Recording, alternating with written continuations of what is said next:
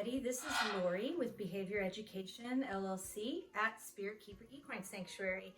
And in this episode of Morelia Minutes, I just wanted to introduce you to a new local acquisition that joined our program recently.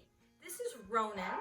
He is a juvenile male stone-washed Centralian carpet python or Bredli's carpet python, and we acquired him here locally from a local breeder in the Denver and Colorado Springs area named Andy Watson.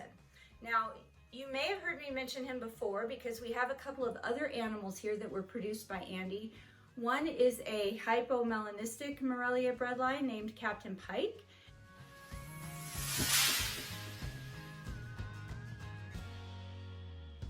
And the other is another stone-washed male Morelia Breadlight, and his name is Tameness.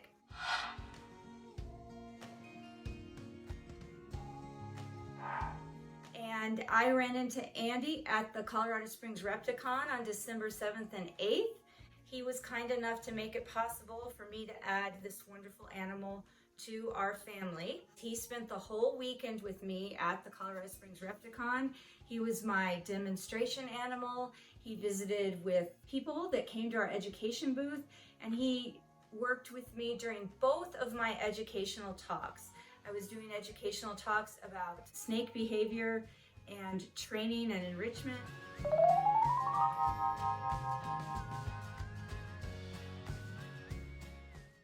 Ronan worked with me during both of those, so he just did a fabulous job, and he's getting settled in here, and we're going to weigh him, and then I'm going to give him his first meal here tonight. Can we see what you weigh? Can I set you in here and we see how much you weigh? Nice job. 169 grams. Okay. Would you like to be fed? 169 grams. I have to remember that. I'm going to go get you something to eat and see if you would like to be fed. Now, he has no training at all, so all I'm going to do here is pair this target with food. If he even looks at it, moves in its direction, or acknowledges it at all, which he just did, I'm then going to offer food. And that was his very first training session.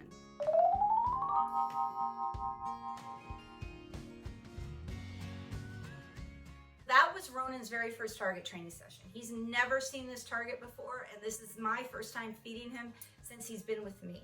And so for target training session number 1, all I'm doing is pairing the target with the food reward or the reinforcer. Training really isn't that complicated. It's just the ABCs, the antecedent, the behavior, and the consequence. The antecedent is I show him this target. The behavior I'm looking for is for him to look at it, acknowledge it in any way, shape, or form. So for his very first time, if he just looks at it, tongue flicks at it, acknowledges in any way with his body language that he sees that target and knows it's there, I am then going to move the target and give him the reinforcer, which is the food reward. Then I'll probably do that same thing for 1 or 2 more times. And then I will show him the target and see if I can get him to move towards it, and then remove it and give him the food reward. And eventually what we want him to do, what I want him to do, because I use target training a lot of times to get the animals to come out of hiding when I need them to come out of their hide, or to shift out of their enclosure into temporary holding when I need them to, is eventually I want him to follow the target with his whole body. Anywhere that I place the target, I want him to follow it. And then when I get him to the location that I want him to be at, I stop for a second, remove the target, give him the food reinforcer. After doing this a while, sometimes the snakes will start to find other things reinforcing besides the food. I have a couple of snakes now that will target out of their enclosure, but then aren't interested in food because they find freedom more reinforcing. If that happens down the road, it's not a problem.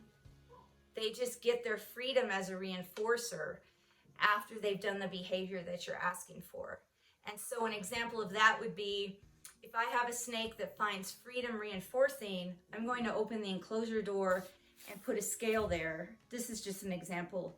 And they have to pause for a moment on the scale before they get their freedom to go into the exercise area or to go roam around the room.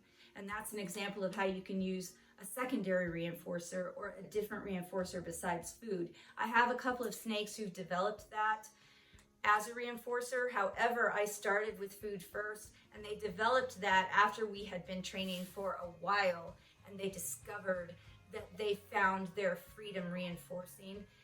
On occasion, the food is not the most important thing to them. I've had them follow the target, strike at the food, immediately drop the food, and then want to roam around. And that tells me that they're finding freedom in that moment more reinforcing than the food. It doesn't mean that they always will every time. It just means during that session, their freedom to roam around was more reinforcing for them than the food reward.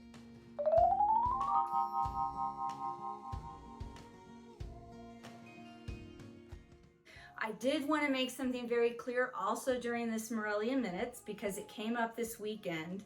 I teach a lot of classes on snake behavior, snake training, enrichment, and how you can make more environmentally complex areas for your snakes to exercise in, both physically and mentally. I was talking about snake training, and someone said, "I'm sorry to tell you, but you cannot train a snake. I've had my snake for 17 years, and I still don't trust him." Well, that made me stop and think that some people might not understand that training does not equal tame. Domestic and wild animals can certainly be trained, and there are some domestic animals that aren't trained at all. I know some people that need to train their dogs, that need to train their horses, and those are domestic animals. Other domestic animals, meaning that they have been selectively bred by humans over thousands of years, are like cattle, pigs, sheep, any domestic livestock that you see, but definitely dogs are domesticated. And right now, research is telling us that that domestication happened at least 10,000 years ago, but maybe as much as 40,000 years ago. So a domestic animal is one who has been genetically changed over time and selectively bred to the point where they no longer exist in the wild. So dogs no longer exist in the wild.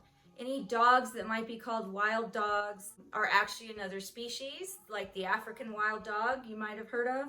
Or some dogs are called wild dogs, and they're actually just feral dogs. They're packs of dogs that are domestic dogs that have been released back into the wild, and they may be breeding several generations, but they're still feral dogs. Wild horses that you'll hear people talk about in the United States aren't really wild horses. The only wild horse probably that still exists is the Mongolian wild horse, or their Przewalski's horse, and there's some debate about whether or not that's been mixed with domestic horses. So our wild Mustangs are actually feral horses. They're domesticated horses that have been released back into the wild and have formed these feral herds. I just want to say that training does not equal domestication, and training does not equal tame.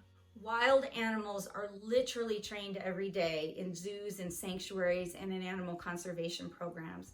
You can go to any AZA accredited zoo any day of the week and attend any keeper talk, and you will see animals being trained. You will see animals demonstrating trained behaviors, and you will hear the keepers talking about the training that's done with those animals. Let's take a lion, for example.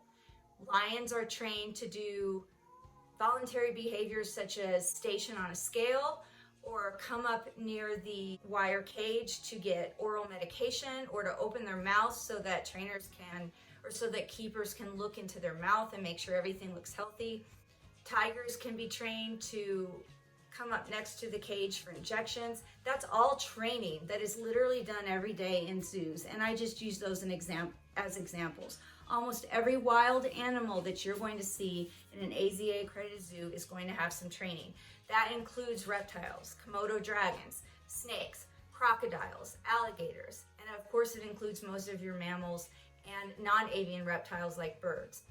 So it is very possible to train wild animals. It's possible to train domestic animals. It's possible to train animals in situ, which means out in the wild, and that's usually done by remote training, because you don't want those animals that are living in the wild to be habituated to humans, And so that remote training is done without humans being visible to the animals. Training can be done with snakes, with every other wild animal, as well as with domestic animals. That does not make your wild animal, and yes, snakes are wild animals, that does not make them necessarily tame, and that does not mean that they're domesticated. Snakes are a wild animal. They have not been domesticated by humans. That person told me, I've lived with my snake for 17 years and I still don't trust him. I do trust my snakes. I trust them to be snakes.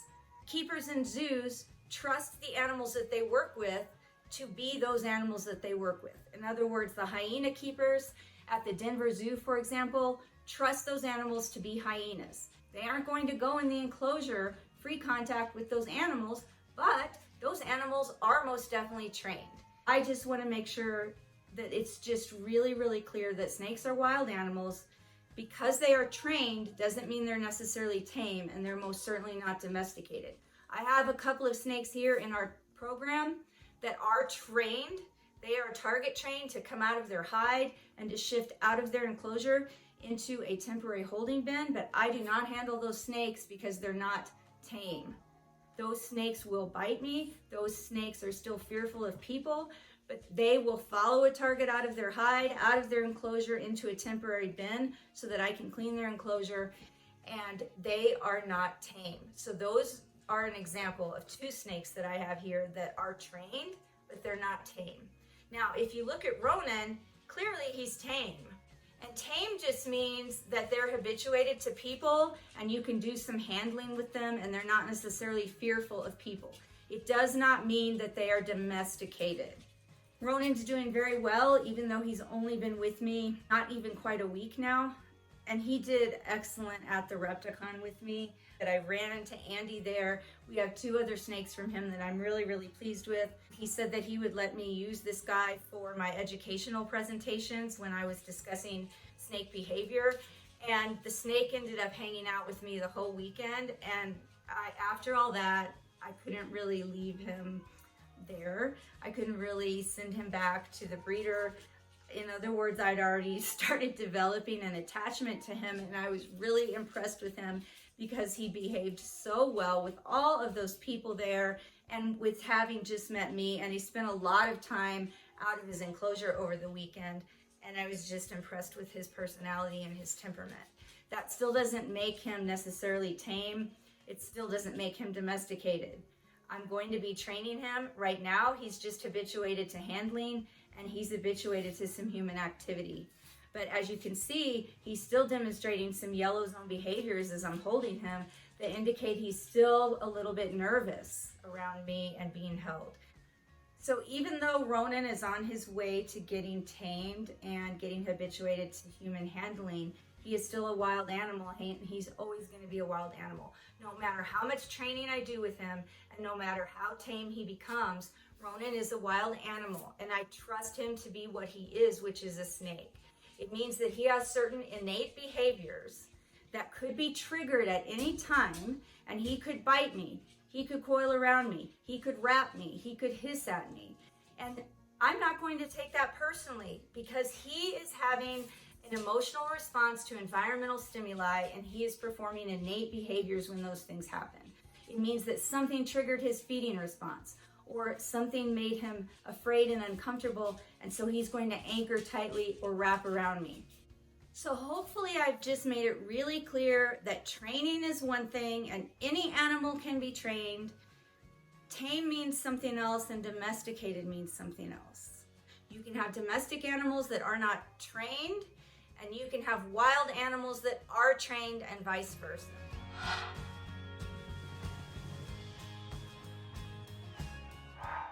Everybody, thanks so much for watching. Until next time, everyone, please try to be kind and love your animals.